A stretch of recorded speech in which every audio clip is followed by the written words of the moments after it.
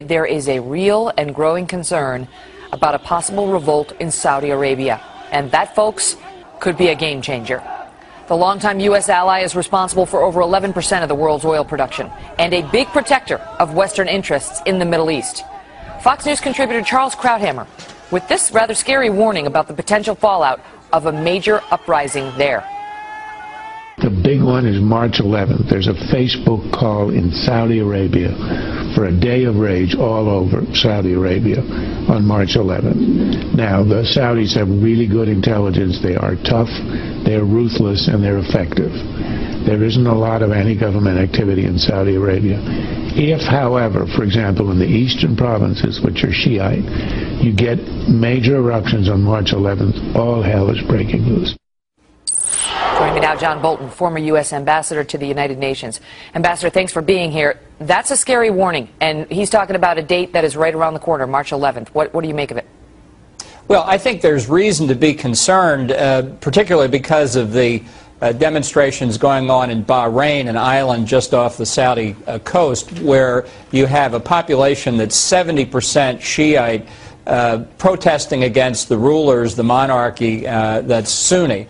And there's a lot of concern that Iran is trying to manipulate this discontent, and that if they were able to overthrow the monarchy in Bahrain, that could have spillover effect into Saudi Arabia. So I think that's the principal point of concern, and I think it's something we should be legitimately worried about. You know, originally this started in Tunisia, it spread to Egypt, and there was an assumption, I think, that this was going to happen sort of in the poorer countries, and that we didn't necessarily have to worry about these spreading to areas where living standards weren't quite as much of an issue.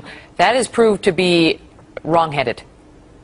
Well, I don't think fundamentally economics really lies at the bottom of it. I don't believe in this primitive economic determinism of the Marxists. I think actually there are a variety of factors, and I think Saudi Arabia, Bahrain at the moment are really very different from Egypt and Tunisia, and certainly very different from Libya. So that while the unrest may have been promoted by social networking and quick communications, the underlying causes are different.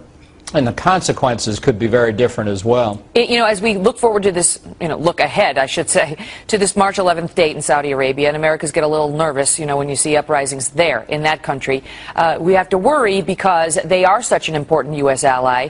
And the question is, if we happen to see in Saudi Arabia something akin to what we saw in Egypt, what would it mean for us? I want to play a quick soundbite from Krauthammer on that and get you to react.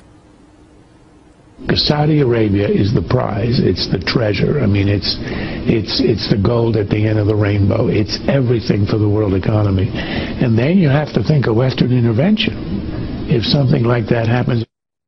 Western intervention?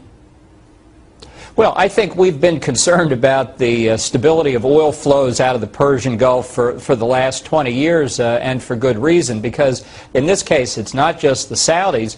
The Emirates in Kuwait, in Qatar, in the United Arab Emirates, also major oil producers would be jeopardized if Saudi were endangered by the Iranians. So I think as a point of concern for the U.S. economy, what bothers people on a day-to-day basis, you think gas prices are high now, wait until further instability spreads into Bahrain and Saudi Arabia and the others, if in fact that happens. So even though Egypt, a huge country, 85 million people, was in the headlines for the past month, Saudi Arabia and the other oil-producing countries are far more important to the United States on a daily basis than the others. Would be a much bigger deal. And here we are headed towards March 11th when they will have this day, and we will watch. Ambassador Bolton, thank you so much.